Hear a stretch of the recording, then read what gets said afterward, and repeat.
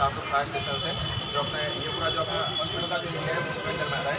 ये दूसरे नैतिक सर है, नैतिक भट्ट सर, जो अपने नरोड़ा फायर ब्रिगेड से है, वो भी उनका पहले तो सबका थैंक्स बोलेंगे, जो भी एक बार उनके लिए इतने सालों में अच्छा है कि अपने जैसे फायर ब्रिगेड बुलाया है सर के, जी कुमार सर के सपोर्ट से। मैंने अपने एक लेटर भेजा था, तो लोग आए तो उनका वेलकम। और अपने जैसे कि इनकेस कुछ इमरजेंसी होती है, ठीक है, इनकेस कुछ भी इमरजेंसी में फायर होती है तो उसमें कैसे वो एक्टिविटी जो भी इक्विपमेंट्स है, जैसे अपने हॉस्पिटल के पास नहीं रहता, फायर ब्रिगेड के पास अच्छे अमदाद फायर ब्रिगेड के पास अच्छे सब इक्विपमेंट्स हैं, तो उसके बारे में सब बताएंगे। फिर अपना जैसे पेशेंट को इवेक्यूएट करना है, जैसे मेजर जैसे स्मोक हो जाती है, फायर होता है तो उसमें से ज़्यादा स्मोक होती है, तो उस टाइम पे कैसा करना है, जैसे कोई प्रेगनेंट को वूमन है तो उसको कैसे रेस्क्यू करना है, वो सब पूरा अपने को बताएंगे। फिर फायर फाइटिंग के अपने जो भी सिस्टम है उससे कैसे फायर फाइटिंग करते हैं वो भी बताएंगे। और जो भी जैसे कि फायर जब हो जाती है तो उसमें इमरजेंसी में कुछ जैसे कटिंग करना पड़ता है, तो उसके लिए जो भी है सब पूरे फायर के इंस्ट्रूमेंट जो भी है वो सब के बारे में बताएंगे नैतिक भट्ट सर और गढ़वी सर। ओके,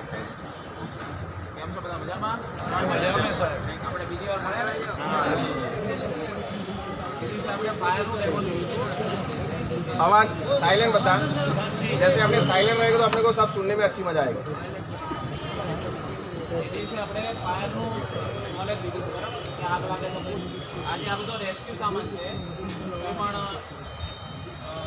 હોનારત થઈ ગઈ કે ભૂકંપ આવ્યો તો જ્યારે કંઈ બી ડેમેજ થાય ત્યારે આપણે ગુજરાતી નહીં આવી समझ में नहीं आया तुम लोग। 2001 भूकंप आया था, उस टाइम अपने पास ये आधुनिक साधन नहीं थे, तो भूकंप के बाद अहमदाबाद फायर इमरजेंसी सर्विस ने ये हाइड्रोलिक टूल्स किए, तो एक आदमी से कई टन वजन अपने रेस्क्यू टोटली रेस्क्यू सामान है, सारे सामान कुर्सी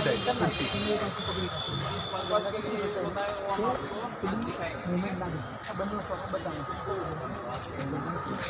हाइड्रोलिक रैम जैक है, ये भी कॉलम हाइड्रोलिक रैम जैक जो कॉलम होता है जो गिर गया है उसके नीचे कोई इंसान दबा है तो इसमें से ये निकलेगा हाइड्रोलिक वो दिखाएंगे, तो उसमें भी हम जगह करके उसको निकाल सकते हैं। अहमदाबाद में यहाँ एक बिजली जालसा के पास बिल्डिंग में लड़की का हाथ फंस गया था, तो उसको इतना वजन था कि उसको काट के निकालना पड़ा। यदि उस टाइम अपने पास ये होता तो हम उसका हाथ काटना नहीं पड़ता। और सिचुएशन ऐसी थी कि वहाँ कोई जेसीबी की है वो बिल्डिंग में नहीं जा सकता, तो डॉक्टरों ने उसका हाथ काट के उसको निकाला था। तो उस टाइम पे ये होता तो उसे काटना नहीं पड़ता होता, बीम के नीचे उसका हाथ फंस गया था तो वो निकल नहीं रहा। और ये कटर है, हाइड्रोलिक कटर, लोखंड का सरिया है, इतना ज़्यादा सरिया वो काट सकता है। ये स्प्रेडर है, कोई भी चीज़ में उसको स्प्रेड करना है तो 3-4 टन वेट को स्प्रेड कर सकता है। ये हाइड्रोलिक पंप है, इससे ये सारे इक्विपमेंट हैंडल होते हैं। ये वुडन कटर, लकड़ा जो पेड़ गिर जाए तो बिल्डिंग में गाड़ी दब गई है, कोई इंसान दब गया है, रिक्शा दब गया है, उसको हम टेबल से तुरंत काट सकते हैं और रेस्क्यू कर सकते हैं। ये सब स्विमिंग के है, ये लाइफ जैकेट, लाइफ बॉय, ये मैन्युअली आयरन कटर है, बोल्ट कटर। ये वायर रोप है, ये भी कटर है, बैटरी ऑपरेट, बैटरी से चलता है मगर बहुत बढ़िया काम करता है। ये सारे हम अभी यूज़ करके दिखाएंगे। ज्वाइंट करना में ಎಲ್ಲ ಕಟ್ರೆ ನಮ್ಗೆ ಎಲ್ಲ ವುಡನ್ ಕಟ್ರೆ ಎಲ್ಲ ವುಡನ್ ಕಟ್ರೆ ಚಲೋ ವುಡನ್ ಅಲ್ಲಿ ವುಡನ್ ಕಲ್ಬೋದಿಲ್ಲ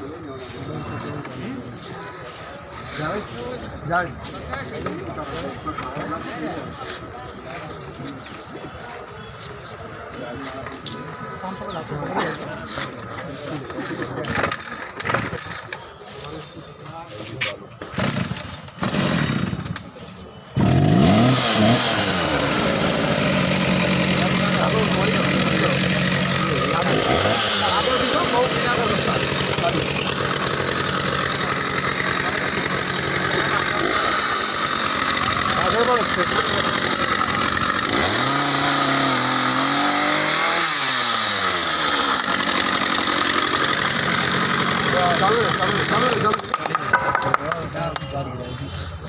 इसी तरह ये पेट्रोल से चलता है, वो इलेक्ट्रिक जनरेटर हमारे गाड़ी में जनरेटर है, जिससे वो काम नहीं करता है।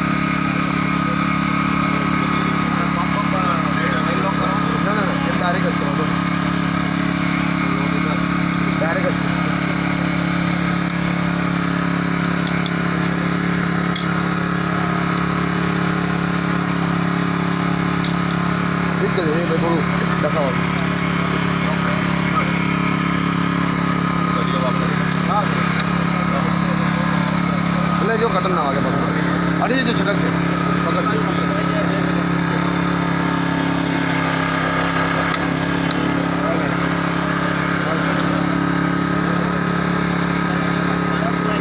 हाइड्रोलिक कटर है हाइड्रोलिक कॉम्प्यूटर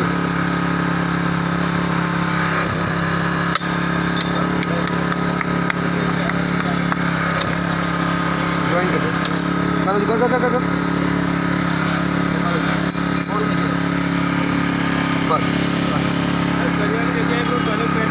બધું જોઈએ ગમે તે આપણે શું બોલો ધાબાનો સ્લેબ પડ્યો મકાનના સળિયો હોય ને એ રીતે આ કટિંગ માટે છે હા કાળા કપાય ને અલગ અલગ સાઇઝના અલગ અલગ બધા આવે છે જે જરૂર પડે તે એનો ઉપયોગ થાય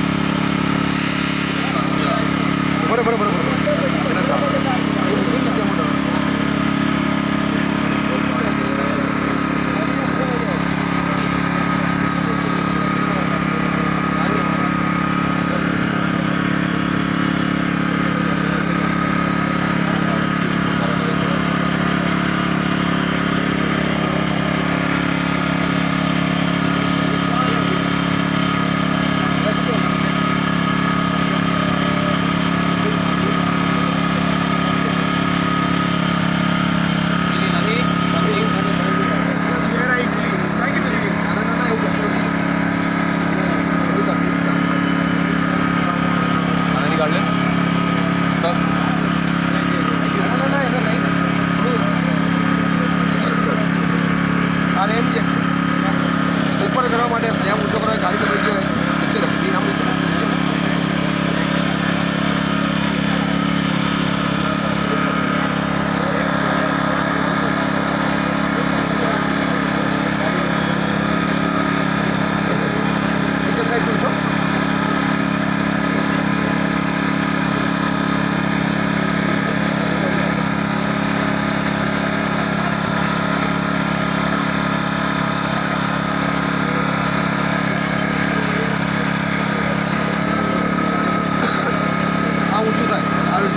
પછી તમે એના ઉપર બેલેન્સ કરીને બીજું વસ્તુ એટલે એનો મૂકીને વજન પછી એનો બીજું અંદર કરી શકો છો જેટલું જરૂર પડે એટલું તમે એનો સપોર્ટ મૂકીને ઉપર કરી શકો હા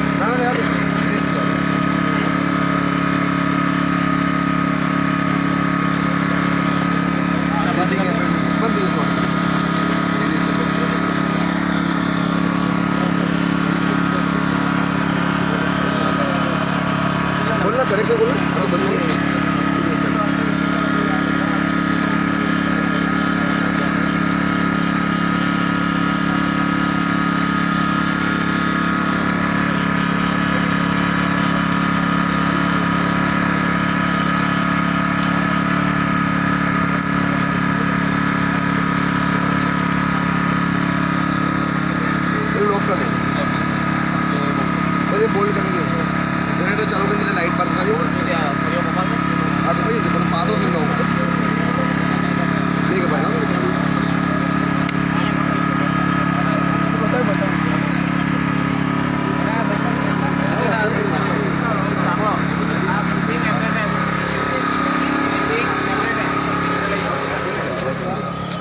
ધુમાડા માટે ખાસ આપણે વાપરીએ છીએ કોઈ પણ બિલ્ડિંગમાં ધુમાડો થઈ ગયો તો બહુ અંદર એન્ટ્રી નથી લેવાની ત્યારે અમે આ બ્રીથિંગ આપણે અંદર ઓક્સિજન સાદી હવા આપી પ્રાણવાયુ કહેવાય ને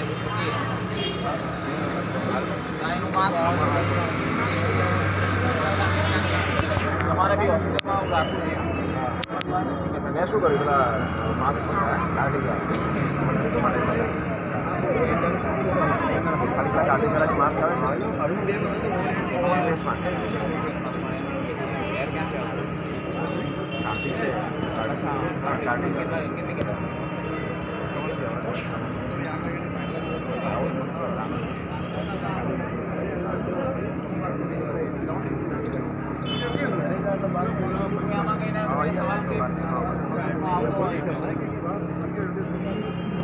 आज लागे थे नाना पड़ा छोटे छोटे दिखते हैं मगर इसकी बहुत बड़ी ताकत है 3 टन तक वेट उठा लेता है सारे 1 2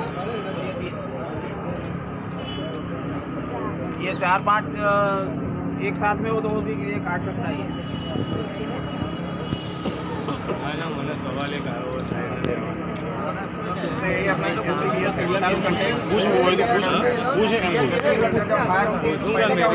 सवाल हो तो इसलिए जब स्मोक निकलता है अपने को अंदर एंटर होना है जैसे कि कोई गैस लीकेज हो गया जैसे कोई स्मोक हुआ उस टाइम पे जैसे कि अपने अंदर जाना है जैसे कैजुअलिटी है उसको बचाना है अपने कोई आदमी को ठीक है अंदर फंस गया आदमी उसको बचाना है तो ऐसे अंदर अपने जा नहीं सकते तो ऐसा BS सेट अपने पास होगा तो BS सेट पहन के अंदर जो भी स्टाफ है अंदर जाके उसको रेस्क्यू करेगा ठीक है जैसे अपने इधर नॉर्मली अपने जो मास्क है कार्टिंग मास्क तो कार्टिंग मास्क अपने मंगवाए हॉस्पिटल स्मोक की ऐसा कुछ होता है तो अंदर जाना है जैसे बीच में फायर हुआ अपने OT के बाहर जो हुआ था नॉर्मली फायर हुआ था तो उधर भी स्मोक काफ़ी हुआ था तो उसकी वजह से जैसे अंदर मैंने एंटर किया तो तुरंत इनहेल करने से तुरंत प्रॉब्लम हो सकता है अपने पास मास्क है तो मास्क पहन के अपने अंदर जा सकते हो और जब तक फायर ब्रिगेड आएगी तब तक टेम्पोररी अपना फर्स्ट एड जैसा काम अपने इधर कर सकते हैं ठीक है लेकिन फायर ब्रिगेड आएगी तो उसके पास सब पूरे इक्विपमेंट है અને और एक बड़ी बात ये है कि आग लगती है तब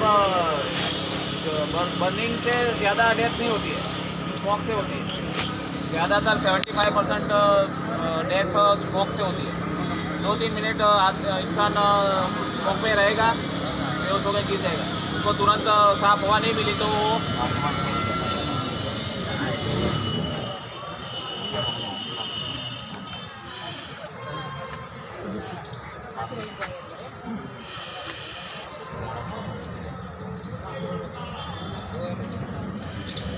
आधी कलाक हाफ आवर आधे घंटे तक ये इसकी एयर चलती है लास्ट 10 मिनट के लिए वो विसल बजती है इसकी जब खाली हो जाएगा तो 10 मिनट के लिए तुमको एक विसल देता है ये कि भाई अभी ऑक्सीजन इसमें 10 मिनट का रह गया है तो तुरंत बाहर निकलो और ये प्रेशर गेज है इसमें कितनी हवा रही है अभी 250 बार है अंदर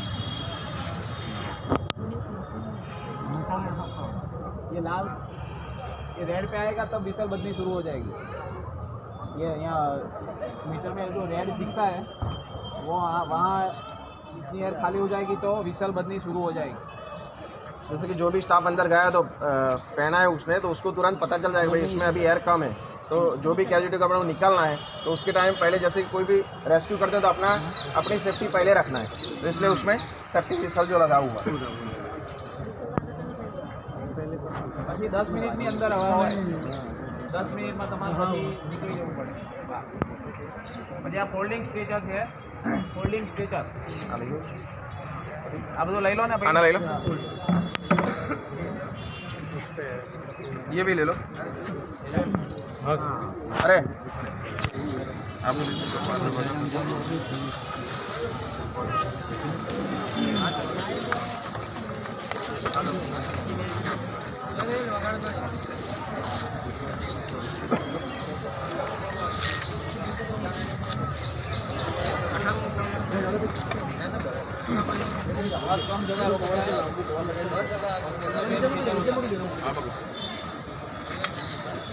आ जाओ ज़्यादा बहुत बुरा नहीं।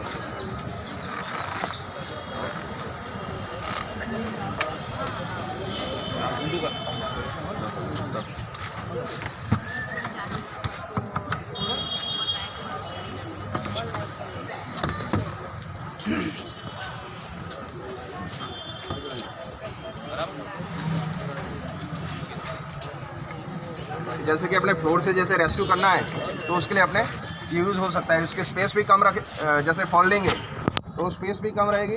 साइड में जैसे अपने कोई भी फ्लोर है तो हर फ्लोर पे ऐसा एक अपने रख सकते हैं फ्लोर पे, जैसा आपने मंगवा है ऐसा जैसा कि हमने देखा है तो ऐसा सब फ्लोर पे अपने पास है। तो पेशेंट को जैसे कि अपने इमरजेंसी जब होती है तो सीढ़ी से उसको इवेक्यूएट करना पड़ता है। तो सीढ़ी से जब इवेक्यूएट करेंगे तो इसमें पेशेंट को सुला के उसको आराम से दो आदमी या 4 आदमी उसको आराम से नीचे उतार सकते हैं।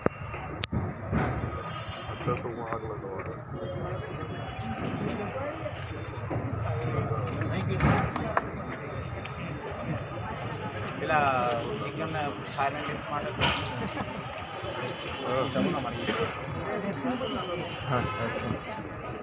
अभी फिर क्या एक हमने जो रेस्क्यू मेथड है फायर की, जैसे कि कोई भी पेशेंट को जैसे उसका पैर टूट गया तो उसको कैसे उठा दे। फिर जैसे कि कोई ज़्यादा वेट वाला पेशेंट है तो उसको कैसे उठा दे। जो कैजुअलिटी है, जो बेहोश हो गया तो उसको आदमी को अपने उठाने के लिए हमारे फायर में अलग अलग मेथड रहती है सर, ठीक है। उसको कैसे उठा दे अलग अलग मेथड तो बताएंगे अपने जो भी स्टाफ है और सर जैसे इंस्ट्रक्शन देंगे वैसे सब अलग अलग मेथड जो है वो सब बताएंगे। जय हिंद, गुड आफ्टरनून। अभी सपोज आपने 2:30 बजे का या 2:45 का जो अलार्म बजा, आप सब यहाँ पे आए, इसको क्या बोलते हैं? 2:30-3 बजे का अलार्म का जो बजा, क्या आपको माइक में अनाउंस किया ये सिस्टम है, सब लोग आप यहाँ पे आ गए, उसको क्या बोला जाएगा? Sorry, reminder. और रिमाइंडर, इमरजेंसी अलार्म। और ये मतलब कि आप सबको पता था कि यहाँ पे 2:30 बजे या 2:45 बजे सायरन बजने वाला है, या सबको यहाँ पे ग्राउंड पे इकट्ठा होना है। सपोज नेगेटिव सेंस में कुछ रियल एक्टिविटी हुआ, कुछ रियल डेंजर हुआ, इमरजेंसी हुआ, तो सबको पता है कि उसका सायरन कैसे बजता है? नहीं पता। आपको पता है जैसे फायर हो गई तो आप क्या करोगे उस टाइम पे? रोड एक्टिवेट हुआ तो आपको पता कैसे चलेगा? सायरन बजेगा। वो सायरन का जो वॉइस है वो सबको ध्यान में होना चाहिए। कभी कभार क्या होता है कि वो अलार्म बजता है लेकिन बाईपास होता है कि वो रूटीन बजता ही चलेगा। तो सपोज नेगेटिव सेंस में कुछ रियल इमरजेंसी हुआ तो हम लोग उसको बाईपास करते हैं कि बजने दो उसको, लेकिन ऐसा कभी भी करना नहीं है। First thing. सेकेंड, आप जिस भी जगह पे काम कर रहे थे, फर्स्ट, सेकेंड, थर्ड, फोर्थ, 5 जो भी फ्लोर पे, बेसमेंट में या ग्राउंड फ्लोर में, आप लोग सब यहाँ पे आए। कैसे आए? आराम से, ऐसे है ना, आराम से है ना, ऐसे आना चाहिए। नहीं, सपोज इमरजेंसी होता है तो कैसे आओगे? बात से, सीढ़ी से, और लिफ्ट से भी आ सकते हैं ना? नहीं आना चाहिए। यस, कभी भी कोई भी इमरजेंसी होता है कि लिफ्ट का यूज़ कभी भी करना नहीं है, नंबर 1। नंबर 2, कभी भी भागना नहीं है। भागोगे तो क्या होगा? सपोज पैर आपका क्रॉस हुआ, राइट, आप वहाँ पे गिर सकते हो। यदि आप गिरे तो आपके ऊपर और कोई गिरे तो पैनिक सिचुएशन होगा। तो कभी भी भागना नहीं है, लेकिन बल्कि फास्ट मूवमेंट करनी है, मतलब कि स्पीड से चलना है। थर्ड, स्टेयरकेस के अंदर कभी भी इकट्ठा नहीं होना है। क्या होता है कि सब सपोज चौथे फ्लोर वाले जो है वो थर्ड पे आएंगे, थर्ड वाले सेकंड पे आएंगे, तो आप सोचो फर्स्ट या सेकंड वाला जो स्टेयरकेस वो पूरा लॉकअप हो जाएगा, चॉकअप हो जाएगा। तो ऐसा कभी भी करना नहीं है। स्टेयरकेस पे कभी भी जाम नहीं होना है। उसके लिए क्या करोगे? आपका जो भी काम चालू है, आप जो भी फ्लोर पे हो, उस फ्लोर से 1 बाय 1, सपोज इनके पीछे मैं, मेरे पीछे और कोई, डिपेंड्स ऑन आपका स्टेयरकेस का जो भी जितना भी पौलाई है, जो विड्थ है, उसको ध्यान में रखते हुए एक लाइन, एक के पीछे एक, या 2 के पीछे 2, या 3 के पीछे 3 साइमल्टेनियसली चलना है। उसका रीज़न कि वहाँ पे कोई भी स्टेप मिस नहीं होगा, मतलब कि कोई भी जो पायदान है वो मिस नहीं होगा। और सेकंड, कि वहाँ पे पैर क्रॉस नहीं होगा। ये नहीं हुआ तो इजीली आप वहाँ से इवेक्यूएट कर पाओगे। नंबर 4, आप जो भी काम कर रहे हो, जिस भी फ्लोर पे, कोई भी रूम हो, या आपका एक्सरे रूम हो, सोनोग्राफी रूम हो, कुछ NCU में हो, ICU में, एनी काइंड ऑफ प्रॉपर्टीज़ हो, कुछ भी जगह पे वहाँ पे हो, तो आपका जो भी काम चालू है उसको पावर स्विच ऑफ करके वहाँ से निकल जाना। पावर को वैसे ही छोड़ना नहीं है। ऐसा क्यों? उससे ज़्यादा होता है। और शॉर्ट सर्किट हुआ तो वो कहीं ना कहीं पे रैपिड फायर होगा, मतलब ये बढ़ता ही चलेगा। तो जब भी आप अपनी जगह छोड़ते हो तब कभी भी पावर सप्लाई चालू करके या चालू रख के नहीं आना, उसको compulsory main power supply switch off करके आना ही है। इसकी जिम्मेदारी कौन कौन लेगा? हर किसी को लेना है। अब उनके एडवांस में जो भी फ्लोर आपके इंचार्ज है, सपोज हर एक फ्लोर पे हाउसकीपिंग वाला कोई ना कोई होगा, हर एक फ्लोर पे सिक्योरिटी वाला कोई ना कोई होगा, हर एक फ्लोर पे नर्सिंग का स्टाफ होगा। ये सबको इंडिविजुअल अपना क्रॉस कंफर्म करना है। सपोज मैं बंद करके निकला, लेकिन मेरे पीछे भी एक सुपरवाइज़र रखा हुआ है जो प्रॉपर बंद किया कि नहीं किया, वो चेक करके फिर अपना जगह छोड़ेगा। नंबर 5, आप जिस भी जगह पे हो उसका दरवाज़ा कभी बंद नहीं करना है। सपोज आप पेशेंट जोन में हो, जनरल रूम में हो, तो उसका दरवाज़ा कभी बंद करके नहीं निकलना है। ऐसा क्यों? सपोज जैसे कि आपने दरवाज़ा बंद किया और हम लोग आएंगे तो हमारा थिंकिंग क्या होगा, क्योंकि अंदर कोई नहीं है, उसकी वजह से दरवाज़ा बंद किया हुआ है। तो ऐसा कभी भी करना नहीं है। नंबर 6, अभी तो हर एक जगह पे जो अपना रूम है वो डोर क्लोजर होने लगा, और दरवाज़ा खोलो, आप जाओ, अपने हिसाब से बंद हो जाओगे। तो एक ही फ्लोर पे आपको एक ही रूम में से ज़्यादा, मतलब कि वहाँ पे इवैक्यूएट होना है, तो दरवाज़ा खोलो ऑटोमेटिक बंद होगा, दरवाज़ा खोलो ऑटोमेटिक बंद होगा, ऐसा करना नहीं है। कोई भी जो बंदा सबसे पहला है, जो वॉलंटियर, वो दरवाजे को अपने पीछे की साइड रखेगा। सपोज मैंने दरवाज़ा खोल दिया और मैं ऐसे खड़ा रह जाऊँगा, सब लोग वहाँ पे निकल जाएंगे। उसके बाद में मैं दरवाज़ा अपने हिसाब से बंद करके लॉक नहीं करना है, नॉर्मल बंद करके मैं वहाँ से निकलूँगा। उसका रीज़न अपना इवैक्यूएशन फास्ट होगा, है ना। कि बार बार दरवाज़ा खोलना बंद करना, उसमें मूवमेंट भी रुकेगा और एक पैनिक सिचुएशन होगा। तो क्या होगा, छोटे दरवाजे में बहुत सारे लोग इकट्ठा हो जाएंगे, तो कोई भी वहाँ से निकल नहीं पाएगा। सपोज़ ये जो सिचुएशन है 4थे या 5वें माले पर हुआ, तो बाकी का 1 से 4 फ्लोर का क्या, या ऊपर वाले का क्या, ऊपर के फ्लोर का, कि ऐसा कभी भी पैनिक सिचुएशन जनरेट नहीं करना है। कि अपना पूरा हुआ इवैक्यूएशन मेथड का, कि कोई भी जगह पे आप काम कर रहे हो वहाँ से सेफ जगह पे आने के लिए, राइट। ये जो अपना एरिया उसका असेंबली पॉइंट बोला जाएगा। असेंबली पॉइंट मतलब सपोज कुछ भी होता है बिल्डिंग के अंदर, कुछ भी नेगेटिव सेंस में होता है, नहीं कि मात्र fire, any kind of emergency, तो सबको आपको यहाँ पे इमरजेंसी पॉइंट पे, अपना असेंबली पॉइंट पे आना है। उस टाइम पे हर एक की कुछ ना कुछ जिम्मेदारी है। यहाँ पे कोई भी जो आएगा वो वैसे ही जस्ट इवैक्यूएट होकर यहाँ पे आना नहीं है। हर एक डिपार्टमेंट की कुछ ना कुछ जिम्मेदारी है। बात करूँगा मैं सिक्योरिटी से, उनकी जिम्मेदारी क्या क्या रहेगी भाई आपकी। सपोज मोटर बजा, इमरजेंसी हुआ, तो आपका क्या क्या रहेगा? अपने दौड़ के सर वो इलाके में जाएंगे, आप दौड़ के इलाके जाओगे और दौड़ के इलाके देंगे और भी सूचना करेंगे सब अपने साथ लोगों को, और देखेंगे कि क्या है वो जगह पे। और आप अकेले हैं ना, आप अकेले नहीं, अकेले भी आपने जो बोला एक बंदा कर सकता है। नहीं, एक बंदा नहीं कर सकता, अपने दौड़ेगा और दूसरे लोगों को भी सूचना करता जाएगा। जिस जगह पे होगा वहाँ 2 लोग होंगे, तो एक को बोलेगा तुम सबको सूचना करो, और 1-2 आदमी को लेके आगे की साइड दौड़ेगा, ये जो साइट है वो साइट के लिए सही है। नंबर 1 सिक्योरिटी का जो सबसे पहला काम है, दरवाज़ा खोल देना है। जो भी दरवाजा उसको खोल देना है, लेकिन वहाँ पे कोई अटेंडेंस होना चाहिए कि बाहर का कोई बंदा अंदर नहीं है, अंदर का बंदा कोई बाहर नहीं है। दरवाज़ा क्यों खोलना है? सपोज इमरजेंसी सिचुएशन हुआ, हमारा कोई भी व्हीकल को अंदर आना है, तो उस टाइम पे दरवाज़ा खोल बंद करने की टाइम वहाँ पे बर्बाद नहीं है। ऐसा कुछ भी होता है तो सबसे पहले सिक्योरिटी का पावर जो है, उनका जो जिम्मेदारी है दरवाज़ा खोल देना है। नंबर 2, यहाँ पे जो भी असेंबली पॉइंट में आए हैं उनको वापस अंदर जाने नहीं देना है। सपोज कोई भी पेशेंट वगैरह हो गया, किसी की माँ, किसी का पिताजी, किसी का भाई बहन अंदर कोई इंजर्ड है, तो वो सबको भागते वो तो खुद आ जाएंगे, फिर याद आएगा अरे बाप रे भाई तो रह गया अंदर, तो फिर से ऐसा करना। इसकी जिम्मेदारी किसकी है? सिक्योरिटी वाले। कहाँ पे? यहाँ पे भी असेंबली पॉइंट पे भी सिक्योरिटी वाला देखेगा और आपके गेट पे भी देखेगा, वहाँ पे भी है ना हर एक गेट पे। तो ऐसा कुछ भी होता है जब इवैक्यूएशन पॉइंट पे आते हो तब किसी को भी दोबारा अंदर जाने नहीं देना है। कब तक? जब तक फायर डिपार्टमेंट या पुलिस डिपार्टमेंट आपको परमिशन नहीं देता है। नंबर 3, आप जो भी हो यहाँ पे प्रॉपर आपको सही इन्फॉर्मेशन देनी है। कि सपोज आपका एक रिपोर्टिंग रहेगा कि सुबह कितने आपका स्टाफ आया था, कि 250 का स्टाफ आया था या 50 का आया था या 150 का स्टाफ आया था। अभी जब आप हेड काउंट करोगे तो भी उसमें 3 बंदे कम है, तो उसकी जिम्मेदारी कौन देखेगा? नर्सिंग वाला देखेगा कि मेरा एक बंदा कम है, हाउस कीपिंग वाला बोलेगा कि मेरा एक बंदा कम है। फिर रिकॉग्नाइज करना है कि लास्ट को उसको कौन से फ्लोर पे देखा था, उस फ्लोर पे जाके आपको सिक्योरिटी वाले को बताना है, सिक्योरिटी वाला फायर डिपार्टमेंट या पुलिस को बताएगा और वहाँ पे जाके रेस्क्यू करना है। ये आपका जो इन्फॉर्मेशन है वो प्रॉपर और सही होना चाहिए। ऐसा नहीं कि आपने उसको 3-4 घंटे पहले देखा और आप बोलो कि मैंने तो लास्ट में उसको 2nd फ्लोर पे देखा था और लास्ट में मुझे 8 या 9 फ्लोर पे। आपके पास जो सटीक इन्फॉर्मेशन है वही उनको देना है, कभी भी नेगेटिव सेंस में नहीं जाना है। फिर एक बहुत बड़ी बात सिक्योरिटी वाले की, कि जब भी ऐसा कुछ होता है तो आपका इंटरनल जितने भी 4 व्हीलर्स या 2 व्हीलर्स उनको धीरे धीरे करके बाहर ले जाना है। उसका रीज़न कि हर एक में खुद हैजार्ड है कि सपोज उसमें कुछ होता है तो छोटे से बहुत बड़ा हो जाएगा, तो ऐसा धीरे धीरे करके उसको बाहर ले जाना है। हाँ, और अंदर से किसी को बाहर नहीं आने देना। ये अपना हो गया बेसिक इवैक्यूएशन और इमरजेंसी का। सेकेंड में आता हूँ फायर का, कि सपोज ऐसे ही सेंस में फायर फाइटिंग करना हो या फायर हो गया तो आपके पास यहाँ पे 3 सिस्टम है। नंबर 1 जो फायर का होता है उसको क्या बोलते हैं? एक्सटिंग्विशर। वो 3 प्रकार का एक्सटिंग्विशर यहाँ पे है, पाउडर और CO2। 2 टाइप के। दो प्रकार के यहाँ पे एक्सटिंग्विशर है, एक ड्राई केमिकल पाउडर वाला और CO2 वाला। और मेरे ख्याल से पिछले बार ट्रेनिंग में बोला था सर ने कि क्या कैसे ऑपरेट करना है, तो उसके लिए डिटेल में नहीं जाते। ये हो गया एक्सटिंग्विशर्स का।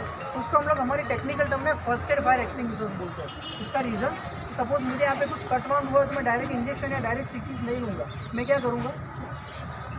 तो मलहम पट्टी करूँगा ना, फर्स्ट एड करूँगा प्राइमरी। यदि वो सॉल्यूशन नहीं हो फिर मुझे डॉक्टर के पास जाना है। तो सेम चीज़ हमारा फायर में है। छोटा मोटी आग लगता है तो डायरेक्ट 101 को कॉल नहीं करना है। आपके पास फायर एक्सटिंग्विशर्स है, उसी के चक्कर में उसको फर्स्ट एड फायर एक्सटिंग्विशर्स बोला जाता है। तो उसका बेसिक फायर फाइटिंग आप उससे कर सकते हो। सेकेंड जो सिस्टम है दैट इज़ फिक्स इंस्टॉलेशन। ये आपके पीछे के साइड अभी हॉस्पिटल में पूरा नया सिस्टम इंस्टॉल करवाया हुआ है, देखा सबने। तो लाल कलर का पाइप है, उसके अंदर क्या निकलता है? पानी और कुछ, उसके अंदर प्रेशर से पानी निकलेगा। जो लाल कलर का पाइप है वो हर एक फ्लोर पे दिया हुआ है ना। वो सेकंड है कि सपोज एक्सटिंग्विशर जो है उसके फायर कवर अप नहीं हुआ तो फिर आपको उसका यूज़ करना है। और जैसे ही रेड कलर का पाइप खोलोगे वहाँ से पानी आना शुरू हो जाएगा। और थर्ड जो लास्ट ऑप्शन है वो मोबाइल यूनिट्स, मतलब कि हम लोग कि हमारा जो भी व्हीकल आके हम यहाँ पे फायर फाइटिंग करेंगे। तो नंबर 1 सपोज आप फायर फाइटिंग कर रहे हो एक्सटिंग्विशर लेके, आपको बीच में कोई परेशान करेगा तो फायर फाइटिंग होगा नहीं होगा। सेम चीज़ ये जो लाल पाइप है होजरी उसको बोला जाएगा। मैंने वहाँ से खोला और फायर फाइटिंग करना शुरू किया और कोई बंदा आके आपने से वहाँ पे वाल्व बंद कर देगा तो पानी आएगा नहीं। तो आपको कोई डिस्टर्ब करना नहीं चाहिए। सेम तीसरी सेक्शन में कि हम लोग जब फायर फाइटिंग के लिए आते हैं, हम कोई भी रेस्क्यू करने के लिए आते हैं, हम लोगों को भी डिस्टर्ब नहीं करना चाहिए। ये सब इकट्ठा नहीं होना है, सब एक ही जगह पे स्ट्रेस जनरेट नहीं करना है। वैसे ही जो भी प्रोसेस हो रहा है उनको काम करने देना। आपके पास यदि सटीक इन्फॉर्मेशन है, प्रॉपर माहिती है, तभी आप उनको कम्युनिकेट करो, अदरवाइज कम्युनिकेशन नहीं करना है। यदि आपके पास प्रॉपर इन्फॉर्मेशन नहीं है तो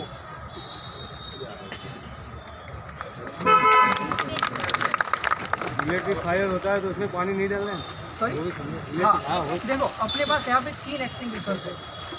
इन्होंने बोला कि एक पाउडर वाला, एक गैस वाला और के टाइप। पाउडर वाला मतलब कि अंदर ड्राई केमिकल पाउडर एक केमिकल फॉर्म होता है जो पाउडर फॉर्म में होता है। वो बोला ना कि रिसर्च हुआ है कि इनहेलेशन में यदि जाएगा तो डैमेज नहीं करेगा, लेकिन लिमिटेड एडिशन में जाना चाहिए। अपने यहाँ पे 6 kg और 10 kg वाले दोनों हैं। मेरा पाउडर 5 kg में बचा है।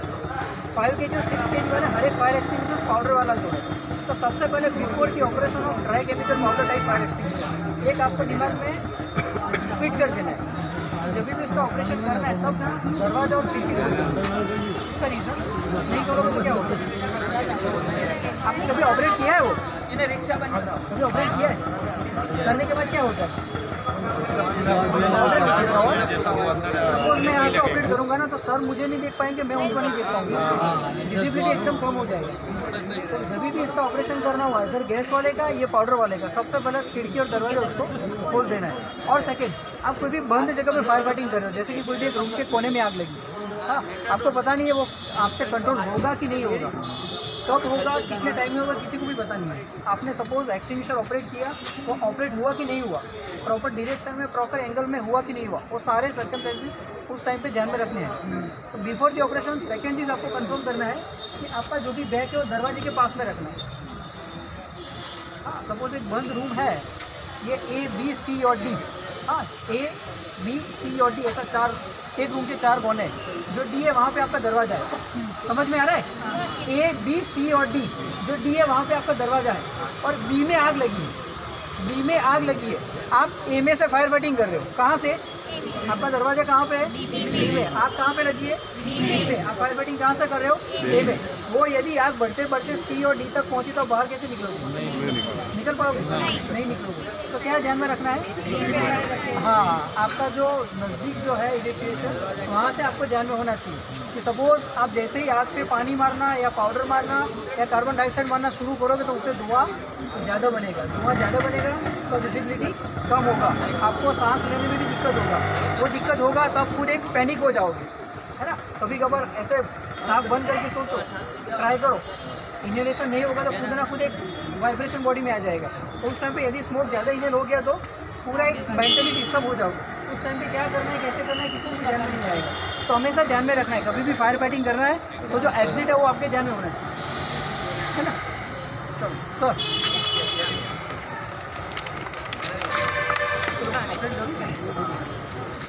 यस, आपके पास हॉस्पिटल है, स्ट्रेचर तो है ही, और मेरे ख्याल से सबको स्ट्रेचर का यूज़ आता भी होगा। लेकिन कभी कभार क्या होता है कि सिचुएशन ऐसी होती है, आपका स्टेयरकेस कम हो गया, उसका रूम में आने जाने का रास्ता कुछ डिस्टर्ब हो गया, या आने जाने के रास्ते में कुछ गिरा जहाँ से आप स्ट्रेचर ऑपरेट नहीं कर पाओगे। ऐसी सिचुएशन में यदि आपको कोई बंदा वहाँ पे विक्टिम फंसा है, कोई कैजुअलिटी फंसा है, या कोई पेशेंट है, उसको आपको नीचे से ऊपर लाना है, अपना ऊपर से नीचे लाना है, तो आप कैसे मूवमेंट करोगे विदाउट स्ट्रेचर? तो उसकी कुछ टेक्निक्स है, with the help of manual force, मतलब कि अपने हाथ के बल से ही उनको एक जगह से दूसरी सेफ जगह पे ट्रांसफर कर सकते हैं। भाई आइडिया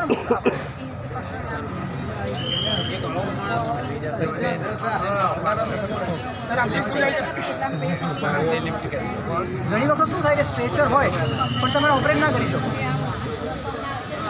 એક મિનિટ, નંબર 1 જે છે ને ફાયરમેન લિફ્ટ ટેકનિકનું નામ છે। તો એમાં શું છે, उसमें क्या है, जो नंबर 1 है फायरमैन लिफ्ट, उसमें क्या है कि सपोज बंदा कॉन्शियस है, उनका वेट ज़्यादा नहीं है और आपको कम दूरी पे ले जाना है, मतलब कि ग्राउंड फ्लोर से फर्स्ट फ्लोर या दरवाजे से यहाँ तक लाना है, उसको ज़्यादा ट्रैवल नहीं करवाना है, तो एक बंदा उसको आराम से उठा पाएगा। उठाने के लिए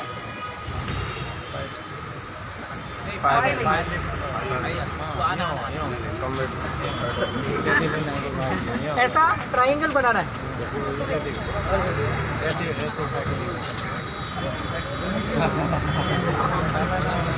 इसको बोला जाएगा फायरमैन लिफ्ट। लेकिन क्या है ये उन्होंने उनको लिया है, उनका भी एक कैपेसिटी है ना, वो भी खुद विक्टिम थे, खुद को बचाए और दूसरों को बचाने का ट्राई कर रहे हैं, तो उनका भी एक लिमिटेशन है। तो ये ज़्यादा ट्रैवल उनको कवर नहीं कर पाएंगे, छोटा ट्रैवल जिसको स्टार्ट करना है तो उसके लिए फायरमैन लिफ्ट ये सेकंड जो है वो 2 हेडेड, मतलब कि 2 हेडेड। कभी कभार क्या होता है कि जो कैजुअलिटीज़ है वो या तो उनका वेट ज़्यादा हुआ या फिर उनके हाथ पैर ठीक है, अनकॉन्शियस, या दिमाग ठीक है लेकिन हाथ पैर ठीक नहीं है, खुद मूवमेंट नहीं कर सकते। कभी कभार क्या हुआ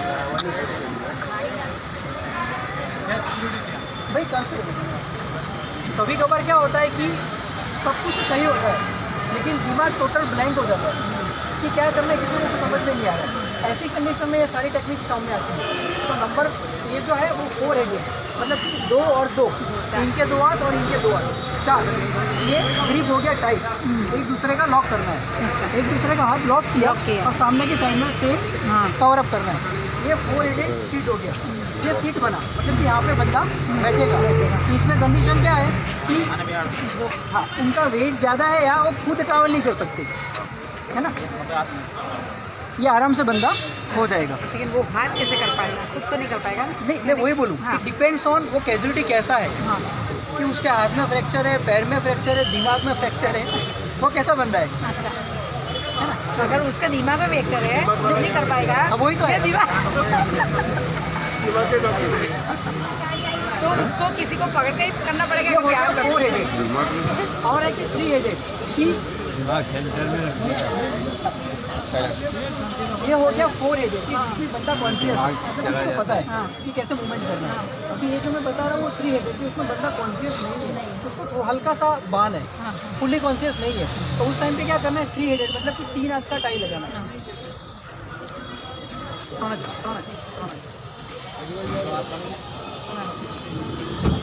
बंदा यहाँ पे बैठेगा, हाँ कैसे जाओ,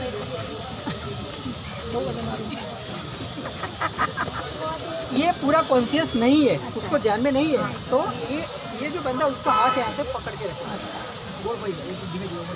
यहाँ से पकड़ के रखेगा। जो बंदा कॉन्शियस नहीं है तो उसको ग्रिप होना चाहिए, तो क्या होगा इसका, हाँ ये 3 हेडेड।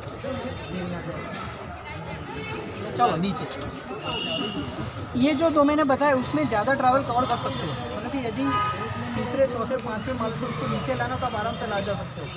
हाँ, और एक नॉर्मल है कि अपना जो नॉर्मल लॉक करना है, लेकिन 2 हेडेड, 2 हैंड से उसको लॉक करना है, लॉक करके उसको यहाँ पे बैठा के पीछे की साइड ट्रैवल करना है। ये 4 हैंडेड, 3 हैंडेड है, 2 हैंडेड सीट्स हो गया।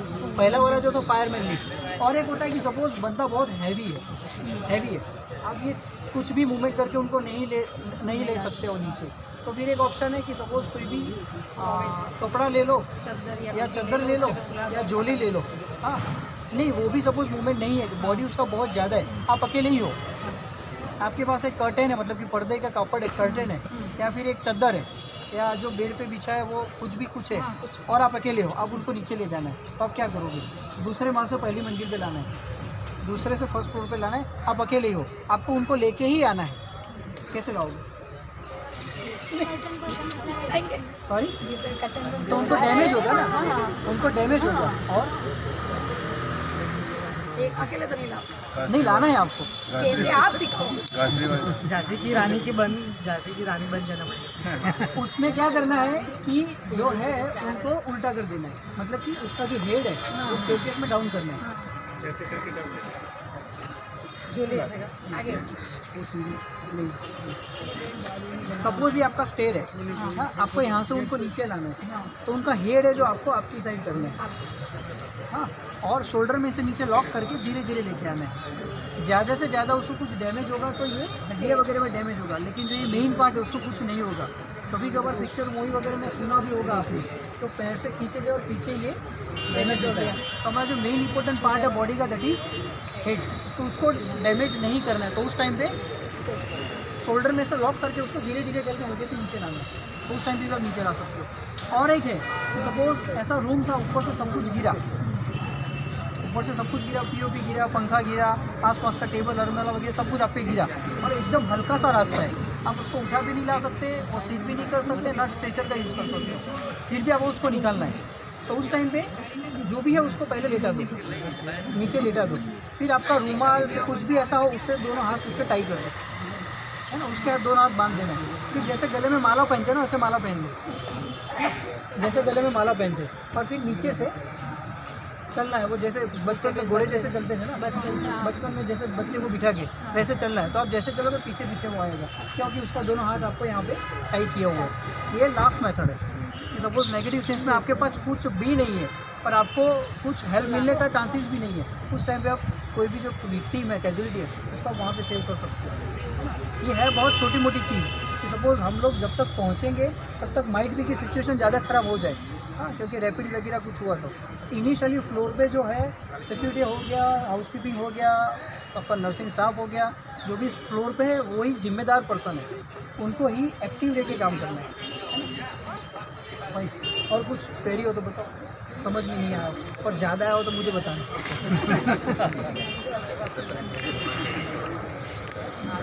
एक वस्तु है, सपोज प्रेग्नेंट लेडी है या हैंडीकैप कोई है, तो उसको भी सेम थिंग कि ये जो 4 हेडेड सीट है दैट इज़ बेटर, कि उसमें वेट भी आप ज़्यादा कैरी कर सकोगे और लॉन्ग डिस्टेंस तक आप कवर कर सकोगे।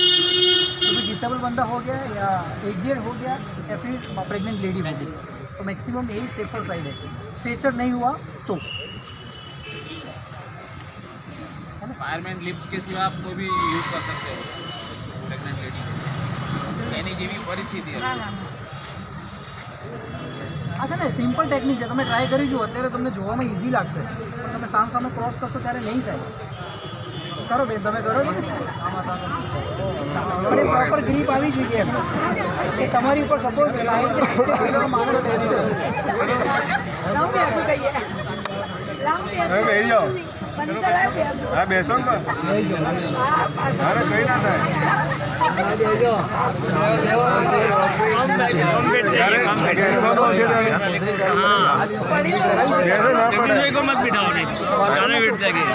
हाँ ये खुल्लो છે ઉપરનો વાલ્વ ચાલુ કરશો તો પાણી ફાયર હાઇડ્રન્ટ ચાલુ કરીએ કરું છું હાઇડ્રન્ટ ચાલુ આ તો કનેક્શન અપાઈ દો પાઇપને હાઇડ્રન્ટ ચાલુ કરો ને પેલું પંપ ચાલુ કરો અહીંથી જ કરી દઈએ એક ફોઝિંગ કાઢો પેલું કાઢો અંદર એ કાઢી લો બસ પાઇપ હા પછી આપણે આજે ડ્રમ अपने यहाँ पे जो सारे रेड कलर के जो ड्रम दिए हुए हैं गाड़ी लाइन बताई दी होगी जो हर एक फ्लोर पे रेड कलर का ड्रम दिया हुआ है रेड पाइप वाला ब्लैक पाइप और रेड वाला वो सबका ऑपरेशन आता है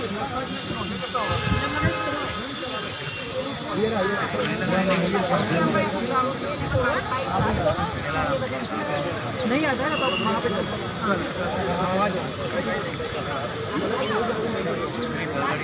ये अपने एक अरे अरे रुको सब रुको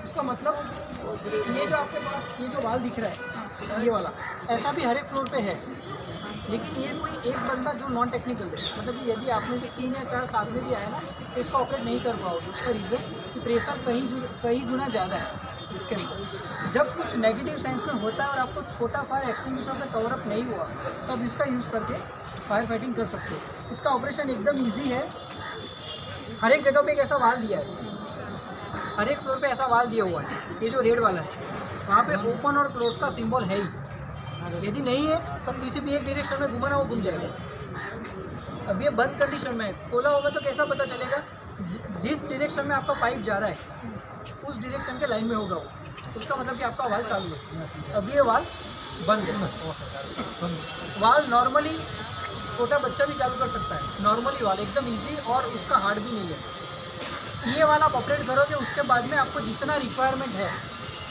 रिक्वायरमेंट है कि भाई 10 फीट 15 फीट 20 फीट 25 फीट जितना भी डिस्टेंस पे आपको पाइप ले जाना है ये एंगल को ये जो लास्ट एंड है यहाँ से पकड़ के उसको खींचना है जितना खींचोगे ये पाइप अपने हिसाब से गोल घूमेगा आपको जितना रिक्वायरमेंट इतना पाइप वहाँ से कवर अप करना है और लास्ट में ये वाला तो आपने ऑपरेट कर दिया है मतलब कि पानी का शुरू हो गया लास्ट में ये वाला आपको ऑपरेट करना है लेकिन एक चीज़ हमेशा ध्यान में रखो कि सपोज़ इतना बड़ा लाइन है तो कुछ ना कुछ एयर वगैरह हुआ पानी कहीं से स्विच हुआ पाइप कहीं से स्विच हो गया तो फ्लक्चुएशन आएगा अपने घर में जब कॉर्पोरेशन का नगर पालिका पानी आता है तो क्या होता है एयर आती है ना तो फ्लक्चुएशन होता है ऐसा कभी इसमें कुछ हुआ कि ये पूरा पाइप वाइब्रेशन होता है उस टाइम पे पाइप को कभी अनअटेंड नहीं करना है मतलब पाइप को कभी भी छोड़ना नहीं है छोड़ोगे तो क्या होगा एक्सीडेंट अपना वो गार्डनिंग करते टाइम जब पानी छोड़ दे तो पाइप क्या होता है तो सिलसिला गुना शुरू होता है ना इसमें बहुत गुना ज़्यादा प्रेशर है कंपेयर टू गार्डनिंग वाटर तो इसको कभी भी अनअटेंडेड नहीं रखना है ये वाल चालू करने के बाद ये वाल ऑपरेट करो और उसको प्रॉपर ग्रिप के साथ करना है मेन सेकेंड कि सपोज आप ऑपरेशन करते हो तो एक ही जगह पे टारगेट नहीं करना है उसका रीज़न गार्डनिंग घर पे सब मेरे ख्याल से तुलसी का पौधा तो होगा ही है ना अब एक ही जगह पे पानी डालोगे तो क्या होगा गड्ढा हो जाएगा ना तो ऐसा नहीं करना है जिगजैग करना है मतलब कि right to left to right उसका रीज़न कि पूरा एरिया कवर अप होगा इतना एरिया कवर करना है जितने में फायर लगाए उतना एरिया पूरा कवर अप करना है from right to left to right तो पूरा एरिया कवर अप हो जाएगा एक जगह पर टारगेट नहीं करने का दूसरा रीज़न कि सपोज वो फ्लेम ज़्यादा है स्पार्क ज़्यादा है आपने वहाँ से टारगेट किया वो उड़ के दूसरी जगह पे गया तो वहाँ पे इग्नाइट करेगा मेन रीज़न यही है कि जब भी आप ऑपरेशन करते हो तो उसको जिगजैग मूवमेंट में डायरेक्ट करते हो क्लियर मीन टाइम यदि कुछ नेगेटिव सेंस में उससे भी ज़्यादा होता है तो अपने पास ये फिक्स इंस्टॉलेशन का है ये वाला यहाँ से एक बड़ा सा पाइप भी डालते हैं तो हर एक जगह पे आपका एक बॉक्स आप देखोगे इसके पास में बॉक्स है बॉक्स के अंदर एक पाइप है तो पाइप के आगे एक छोटा सा ऐसा पाइप है अपने घर सपोज मैं डोमेस्टिक एग्जांपल इसलिए दे रहा हूँ कि तुरंत दिमाग में आए हाँ अपने घर में पानी आता है ज़्यादा दूर तक ले जाना तो क्या करते हैं आगे से अंगूठा कर देते हो ना उससे क्या होगा फोर्स ज़्यादा होगा उसमें भी ऐसा ही है इसका जो डायमीटर है इसका जो साइज़ है उसका जो पाइप है उससे थोड़ा कम है, उसके आगे और एक नोजल लगा है, उसका साइज उससे भी कम है। तो पूरा साइंस है। जब भी चालू करोगे तो जो एंड तक आपको जितना प्रेशर चाहिए उतना प्रेशर से पानी मिलेगा, जितना प्रेशर ज़्यादा उससे पानी दूर तक जाएगा, जितना दूर तक जाएगा तो फायर फाइटिंग प्रॉपर होगा। ये मेन फंडा है फायर फाइटिंग। अभी जो हमारा व्हीकल है ना, सपोज कोई जगह पे ऐसा पॉसिबल है कि ये भी पॉसिबल नहीं है, यहाँ पे भी जाके फायर फाइटिंग करना हमारे लिए पॉसिबल नहीं होता है। बिल्डिंग या स्ट्रक्चर हमारे पे गिरने का टेंशन या फिर सिस्टम बंद हो गया, पानी अंदर नहीं था, उस टाइम पे क्या करना है, तो हमारा जितने भी व्हीकल्स है उसके ऊपर एक थर्मोमीटर करके होता है, जो तो आपको जहाँ पे फायर ऊपर खड़े ऊपर जो है ना व्हील वाला पूरा फायर मॉनिटर है, वहाँ से चालू होगा तो 150, 200, 250 लीटर पानी दूर जाएगा। आप उस साइड आ जाओ तो वहाँ से पानी चालू करें तो आप भी नहीं आएगा, तो वहाँ जहाँ पहले खड़े थे वहाँ पे चले गए।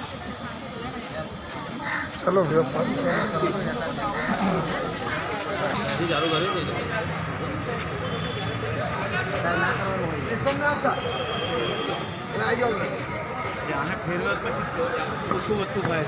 જેટ અને સ્પ્રે બંને થાય. ધુઆ આપણો પ્રોબ્લેમ તો સ્પ્રે કરો કે ધુઆ પણ ના લાગે, વરાળ ના આવે, ઘરમાં એક હીટ ના આવે, સ્પ્રે બી આવે ને જેટ બી આવે.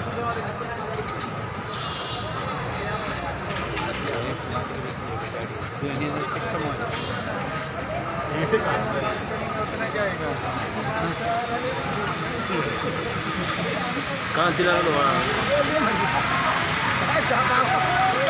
ये साइड ही करना वो बाजी चल जाए।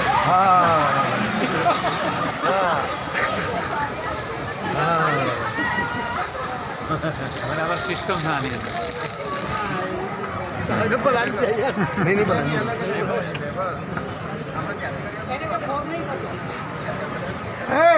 फॉग जाकर तो जेट कर दिए, फॉग नहीं जेट ऊपर है।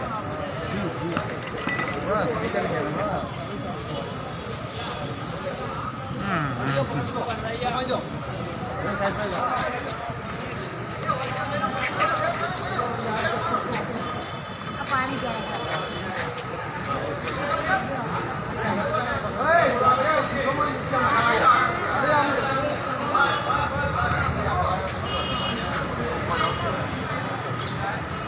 આપણે જોડા કરો તો નહીં તો ભાઈ ખાલી नौकरी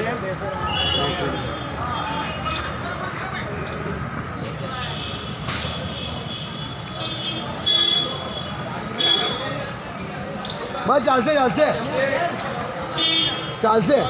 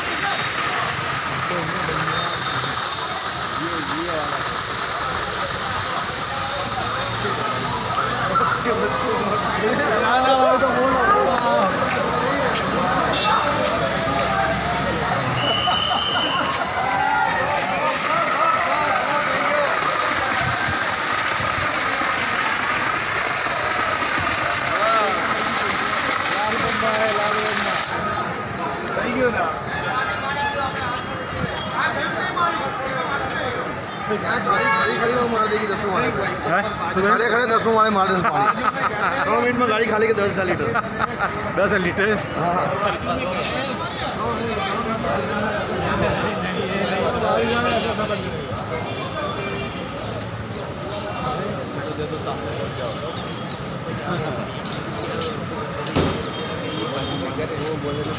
नहीं वो अभी तो इतना कोई नहीं, इतना तो कह सकते हैं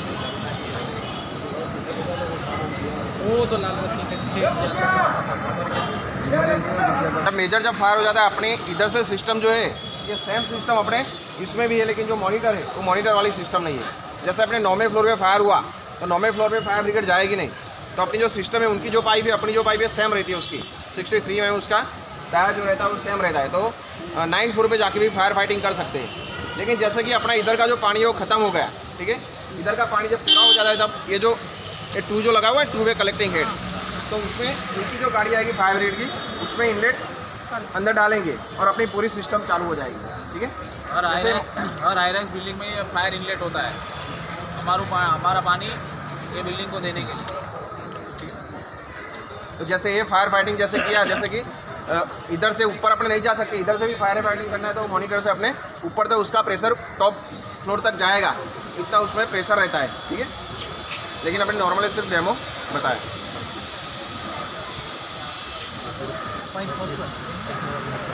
थैंक यू सर के लिए।